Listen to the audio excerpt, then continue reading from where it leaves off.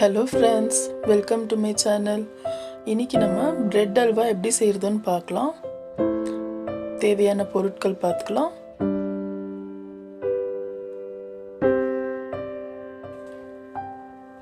இப்போ பிரெட் வந்து இப்படி சின்ன பீஸா கட் பண்ணி வச்சுக்கலாம். இப்போ pan சூடாயிடுச்சு. நம்ம நெய் சேர்த்துக்கலாம். இப்போ நெய் உருகுன உடனே நம்ம பிரெட் நம்ம கட் பண்ணி வச்சிருக்கிறத சேர்த்துக்கலாம்.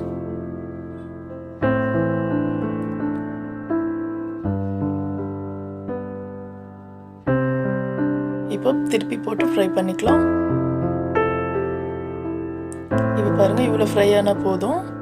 இப்போ இதை நம்ம ஒரு பிளேட்டுக்கு மாத்திக்கலாம்.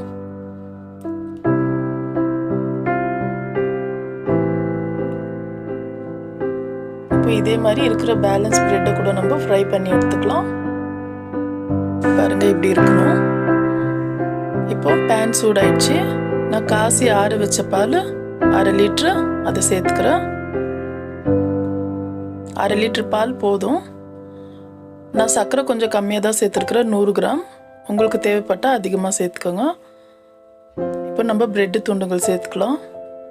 இப்போ இந்த பாலும் இந்த பிரெட்டும் நல்லா ஊறி வர வரைக்கும் நம்ம கரண்டியால் நல்லா ஸ்மாஷ் பண்ணி விடலாம். இது நம்ம நல்லா ஸ்மாஷ் பண்ணி விட நம்மளுக்கு இந்த பதத்துக்கு வரும். இப்போ இந்த டைமில் நம்ம ஸ்வீட்லெஸ் கோவா சேர்த்துக்கலாம். நான் 150 கிராம் எடுத்துருக்கிறேன். அதை நல்லா நம்ம கையால் உதிர்ந்து சேர்த்துக்கலாம். நல்லா மிக்ஸ் பண்ணி விடுங்க. மீடியம் ஃப்ளேம்லேயே இருக்கட்டும். நல்லா கரண்டியால் நல்லா ஸ்மாஷ் பண்ணி திருப்பி விடலாம். இப்போது பாதாம் சேர்த்துக்கலாம். கட் பண்ணி வச்சுருக்கிறேன்.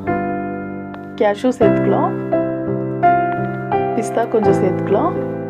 மிச்சம் கொஞ்சம் வச்சுருக்கிறேன், அது லாஸ்ட்டில் தூவி விடுறதுக்கு. இப்போ நம்ம நல்லா இதை மிக்ஸ் பண்ணி விடலாம்.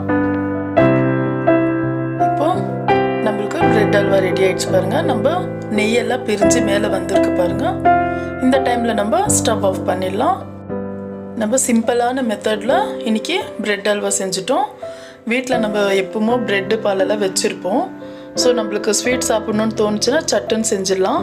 இந்த வீடியோ உங்களுக்கு பிடிச்சிருந்தா லைக் பண்ணுங்கள், ஷேர் பண்ணுங்கள், மறக்காமல் சப்ஸ்கிரைப் பண்ணுங்கள். தேங்க்யூ.